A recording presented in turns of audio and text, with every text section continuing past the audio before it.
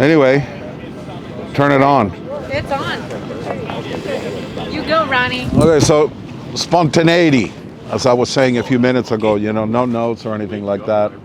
Sometimes I let my talks, the people that are attending my talks, guide the conversation. But, God, where to begin, My story is a long one, as it is for many of you who have been around for a very long, long time. And some of you are a little newer to the picture, but everything that I'm going to say really applies to everyone.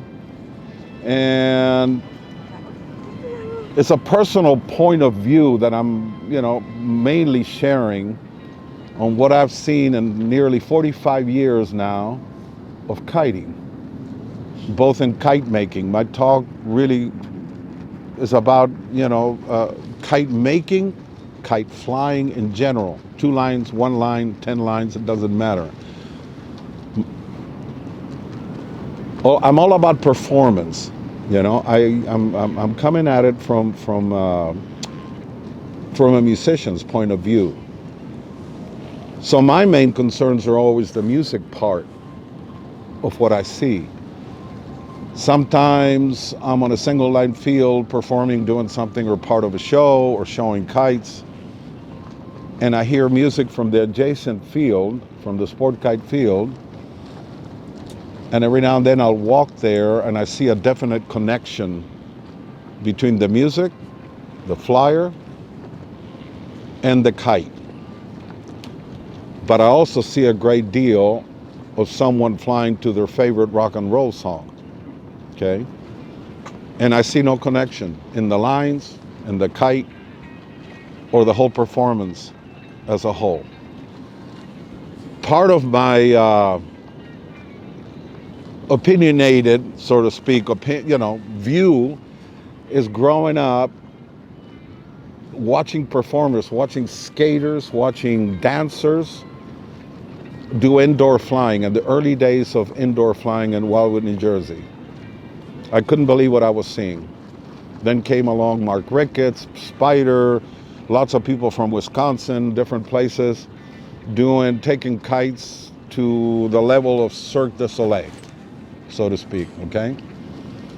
So it's about emotion, to me, it's a feeling business. We're in a feeling business, and I don't mean we're gonna go touchy-touchy here.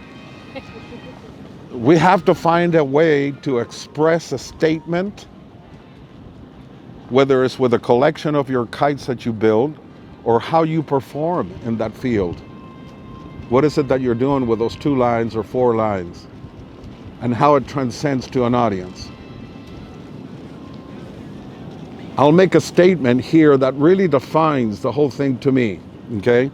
And this comes from the music business, and Dennis was speaking about it a little bit. He says, I'm an egomaniac and a total extrovert, and all I care about is what the judges think. In music, what we care about is what are those 25,000 people that we're performing for in a theater, okay, or in a giant stadium, or in a nightclub where they're all sitting in front of you. So this is something that I live with my entire life as a professional musician. Connecting. Your kite building is about connection, with the people who are looking at it. Soul, the difference of a kite, and said, oh, that's really nice, and someone else coming along looking at it and said, man, that's really got a lot of soul. I can see you in it big time.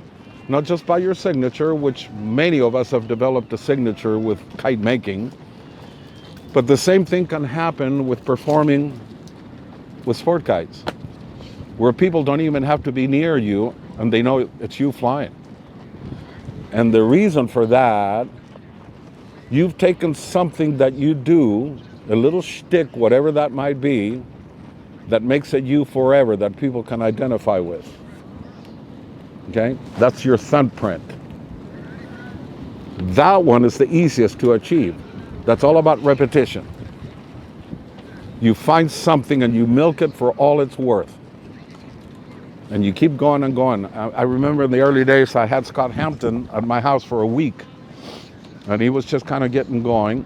And he showed me this book of drawings that was just unbelievable. He said, yeah, I get bored, this, that, and the other. You know, what do you think? And I said, I think this is incredible. I think this is the next 50 years of your kite making. Look what's happened. He took something, he took an idea, and he milked it for all it's worth. Repetition, repetition, repetition. So, me personally, I've taken inspiration from theater. I spent a great deal of my life, in my early years, around the picture business, trying to get in the movie industry, particularly Westerns. I'm a huge fan of Western lore, cowboy stuff.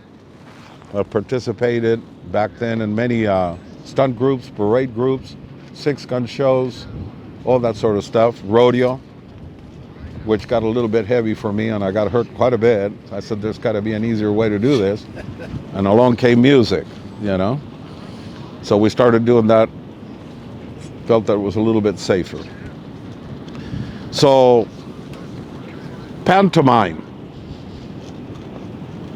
There's nothing to me more phenomenal than being inspired by a pantomime. I mean, think about it. Somebody creating the illusion that there's something in front of them that's not there. Right? The hands on the wall, opening a door. The craft of being able to do that with your hands is pretty incredible. Actors, musicians, of course, comedians. Another one that rates really, really, really, really high with me, next to a pantomime artist, is an impersonator. A singing, you know, someone that can do Sinatra, someone that can do Tom Jones, someone that can do Freddie Mercury. I mean, the spectrum of from jazz to classical. That kind of stuff is amazing to me. So I've always felt that watching all of that stuff can be helpful in your own performance. Again, in kite making, sport kite flying. So, a sentence that to me would sum it up, especially if you're performing music, it happens all the time, and it should happen with you guys that fly sport kites as well. Let me back up for a second. You're all probably wondering, why am I talking about sport kite? I started with that. Everyone knows me as a single line kite artist, but I started flying sport kites in this business, you know. I've never flew competitively. I never did performances or everything, but I've always been part of all the camps. I've never stayed just to the single lines. I always visit with everybody, see what everybody's doing. I'm always interested in what's going on. So I've had ample opportunity to see what people are doing with the multi-lines. So, in performance in general, a key sentence for me would be the difference between a polite applause and a standing ovation. You get that standing ovation, you know you went to that pinnacle. I've never reached that pinnacle, and I've been at it for 45 years, I can tell you, okay? But many of you here have. Many of you here are applying all the things that I'm talking about. You know, you pick up those two lines, whether it's indoors or outdoors, and suddenly you throw a little move that looks out of place there, you know, that doesn't belong, that adds humor to the routine maybe, but it gets the attention. Ah, what was that? In music, sometimes when it's my turn to take a solo, whether it's on the drum kit or on congas, on Latin percussion, I've literally stopped. I'm in the middle. I'm just about to reach the what we call, not a climax of the performance, but tension. It starts slow, you do this, you do that, and then you add and keep adding, and you add tension. And again, you can do this with two lines in your choice of music that creates that. Literally, I'll stop, and this could be in front of a lot of, literally stop the performance, look up and say, that was pretty cool, huh? who else does that? We were talking about this with mistakes. I think last night. Scott Weider. Cover your tracks. Right? If you ever watch Scott Weider's Indoor with the Ribbon Rev, right? If he's done something a little cheeky, maybe a little bit of what may be considered a mistake, he'll kind of make it fancy and kind of like look at the person, and you've seen it, you're like, and he gets a smile and like this little like shoulder bump. And then you're like, oh, that wasn't a mistake. He meant to do that, right? So it leaves you thinking. It makes you think. It makes you laugh. It makes you. Yeah. What was that? Wow, I didn't like that. Whatever. You're creating a reaction. You know, so performing is about creating a reaction in any shape or form. Okay, so that's why they're all related to me, and they should to everyone, I think. Kite making, all of it, music, everything that I've described, you know. Art, my music choice might be different than yours. You know, I may choose something more classical, something of a movie theme. I've seen Paul play to something more current, but he's found a way, an incredible way of making all that make sense and make you stand up and give that a standing ovation. That's why I would say there's lots and lots of people here that have reached that pinnacle, you know. So, but still, my talk is directed not only to people just starting, but people that are there, and how important that music choice is. Something that makes you feel something. In a conversation with Nick a couple of days ago, we were talking about inspiration. We were talking about the whole process, and she asked me, so what happens when you're creating something? And I said, well, sometimes I'm doodling on a napkin when I'm talking to Jose or Nick or someone, you know, and I get done with a conversation and I look at that little drawing and I go, wow, there's some merit there, you know, and maybe it hasn't brewed completely. Maybe the coffee's not ready in it yet, okay? So I leave it alone and I look at it the next day, and the day after that, and the day after that, and the day after that, until it makes me say I'm going to stop doing everything. If someone's got a kite order with me, it's out the door for a bit, for just a little bit. And we go to that. That's how I know I got something great, because that was the question originally, right? How do you know when you have something above the fray? It's usually that, and it ends up getting that kind of response. Yeah, it was that extra time that was spent, you know? I think the word we came up with was like, it infects you, right? Yes. You may be able to put it down and go do something else, but you just keep thinking about it. You keep wanting to like work on this thing. Like it infects everything that you do. Every cell in your body. Naturally, you could go right to work right then and there when it first comes up. And usually what I find is I finish this and it's one of those, oh, I should have done that. You know, so here comes all the afterthought additions to the kite. And sometimes it looks like it was an afterthought. So we don't want that. So we want to make sure that we know what we're doing. Okay, so the same thing with the music, spending that extra time to choose that music wisely. That's going to make everyone that's watching your routine just go absolutely apeshit and come after, and hug you and say, man, that was incredible. That was absolutely incredible. So that's the difference, between great, which everyone here is doing, including, myself as well. But man, it's amazing when we reach that pinnacle of exceptional. How much spontaneity is involved in greatness? Ooh. I'm sorry, but I'm just... That's a very good question. No, it's a very good, you do offshoots and you do this and you do that, and it's all connected, but it all came from the same place. It all comes from the same place originally. To say that anything that I've ever done was just, that's it, that's final, no. something else came from it, something else developed from it. Yeah. Okay. So, Thank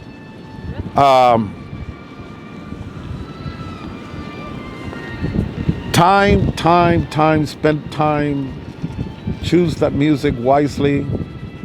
If it's, let's take Eli Russell, for example. Super aggressive music. It's rocking, man. Watch him on the field. Watch what he's doing. It all fits. It all fits.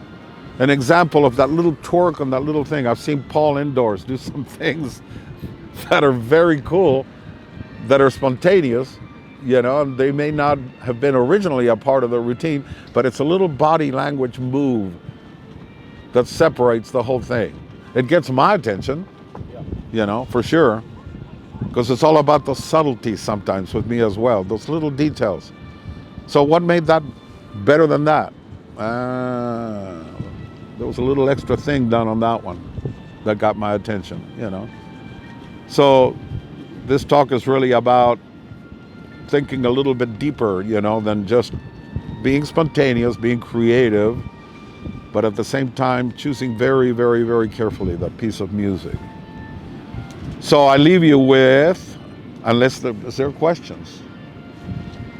Well, I'll use as an example from last night the indoor.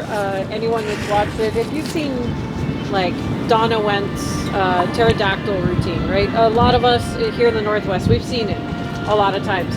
I noticed new elements that she threw in this time, and I was like, bam, girl's getting sassy. She's got a hand on a hip, and she is stomping her foot down when that kite went down at the very end, and it was just like that next level. It took a good routine a step up, right? It was just that extra little bit of spice that really, like, that's right. Include every tool that you have, or every thought that you have, and incorporate it into that routine, and it will take it to the next level, and it will earn you a standing ovation instead of just a polite applause.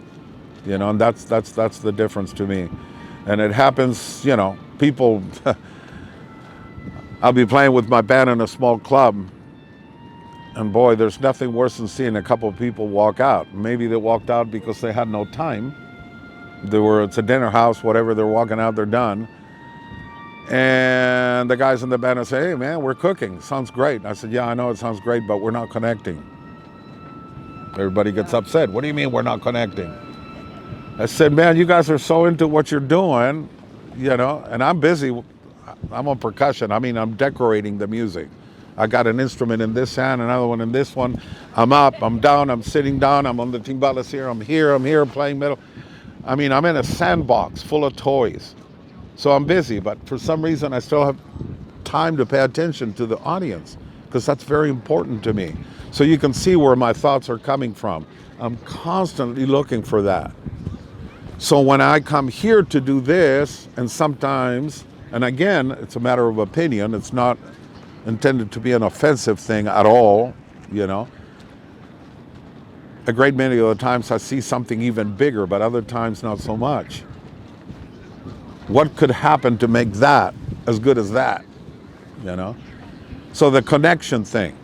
The guys are all involved, they're playing, they're doing great with the music, and so am I. But we're not connecting with that audience. When you're in a club, in a small situation, and people are applauding to every single solo that's coming from the music, from guitar, from bass, from percussion, from the drum kit, that is a true dedicated audience that's really listening to you. So you're connecting. But when you're playing in a stadium of 30,000 people, which we do from time to time, and it's a long distance, and we're on the giant screen TVs, that connection is a little bit harder. So when you finish playing that if you're an opening act in the case, and you finish that performance, and people are asking for more, it's a done deal. You got it done. So how do you make that connection then with that large audience you cannot make direct eye contact with? It's done by what's being said, in between tunes. I do a great deal of it on the mic to keep connected to the audience. Jokes, involving other people, creating a victim in the band, getting people to laugh, and just with the music, with the sequence, the order of the music that we're playing, the timing from slow to fast to fast to fast to slow, ballad, the order of the tunes got a great deal of how the rhythm of the performance is going to go. Choosing the wrong songs at the wrong time can send the whole thing, Again, that timing thing. Making up a set list. How are we going to do this? This is the type of audience we're going to have. What do we need to do? Who needs to solo? Who doesn't? Do we want a 20-minute drum solo and bore everybody to death? No. Should it be small little spurts of each instrument and not give up the whole house during that show? Yes, that's the way to go. So all these little things make that connection. So again, on the field, right, they're at a distance. Indoor performance, you have a better opportunity, of course, to get that connection. But even at long distance, you can still do it, The moves, creating something, That body language. the body language mixed with, and realizing that these people are at a distance, Go bigger. Yeah, well, everything bigger. Everything bigger, more exaggerated, an impressionist, someone who gets up there and starts doing Sammy Davis. He's got his back turned to the audience, and the next thing he comes out with the glasses and he does the little walk, that Sammy Davis used to do, and he's got the voice down pat, but everything in imitation is exaggerated. Totally exaggerated. So yeah, animate your whole performance even more with body language. It's like in Cirque du Soleil, yeah. Turn it into that. It's just over the top, but not over the top. I mean, it's exaggerated. That's it. Yeah. That's it. That's it. How we kite flyers take because there's a lot of things that we can't do, right? But then what you're saying, jokes in between, and then you think for out of one person in the band. We don't have those things necessarily, but we do have the body language that we can work on. Yeah. And I've seen, that's what I was referring to when I watch you fly. You do that a lot. And sometimes, comes across humorous, other times it's very related to the rest of what you're doing. You did, the first time I saw you do this was indoor in Brookings, and you were flying this untuned glider of mine, going around in circles.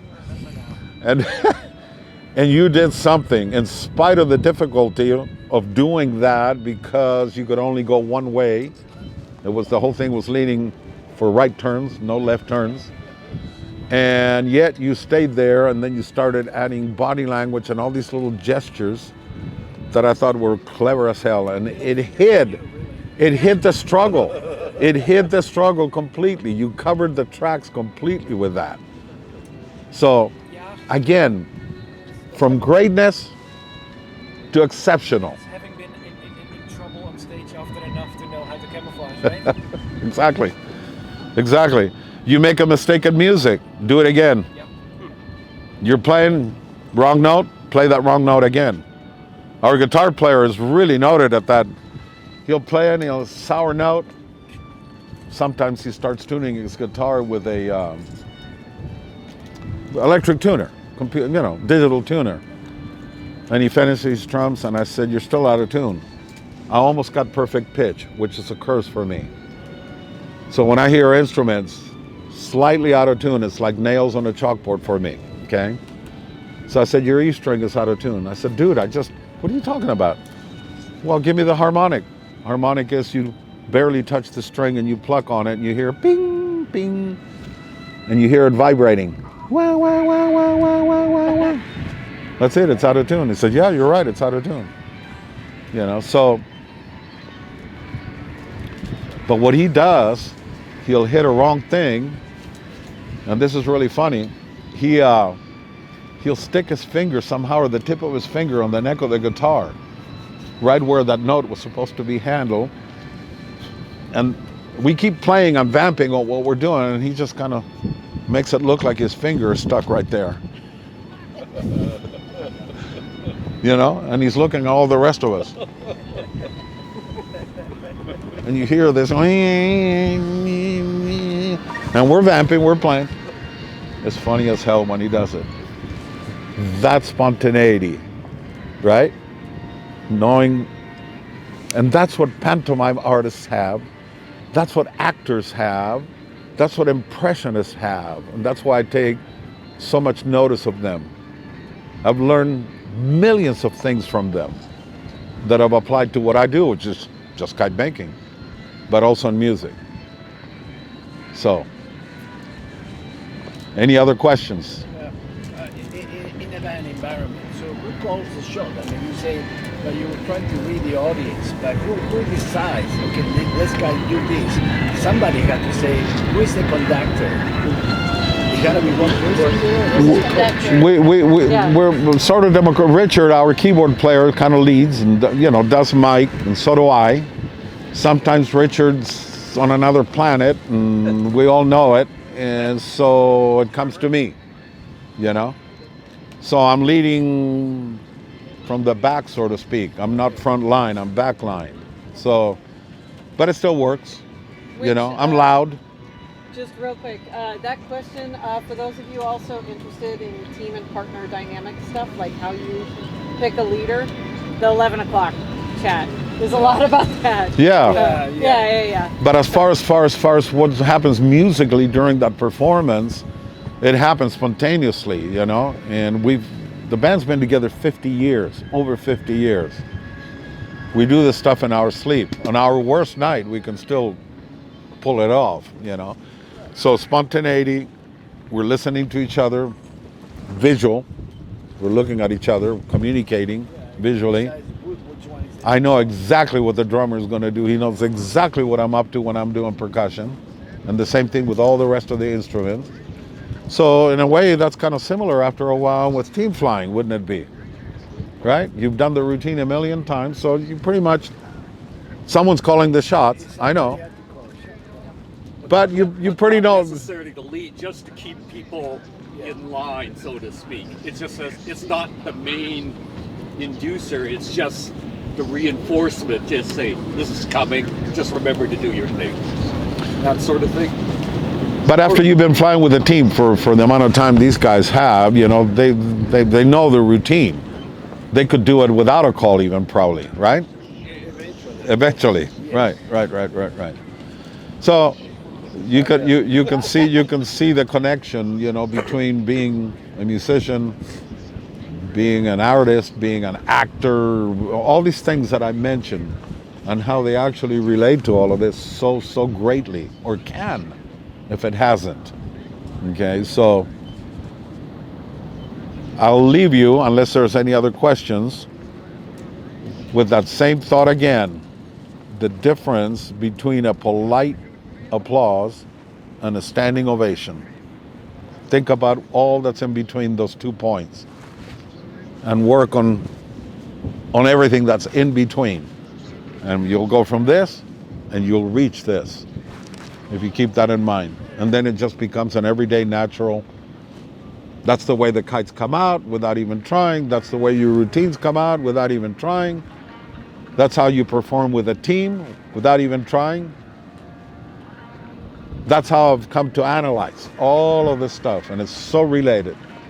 That's why I thought I'd maybe have something to share with you guys in this talk. Thank you, Ron. Thank you, Ron. Welcome. Polite applause.